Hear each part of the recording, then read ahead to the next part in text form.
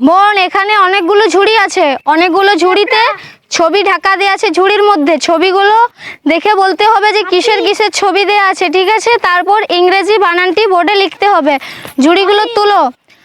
বোন তুমি যে যে ছবিগুলো দেখলে, ছবিগুলোকে ইংরেজিতে কি বলে লেখো বোর্ডে। 3টে ছবি দেওয়া ছিল, তুমি 3টে ছবি খুব ভালোভাবে দেখে এসেছো।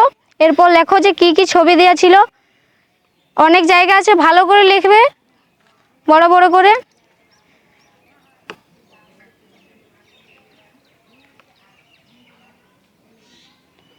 একটা লেখা হয়ে গেছে, 2টা লেখা হয়ে গেছে, আর একটা লেখো। 3টে ছবি দিয়েছিল, ভালো করে। ডাস্টার আছে বোন পোছার জন্য।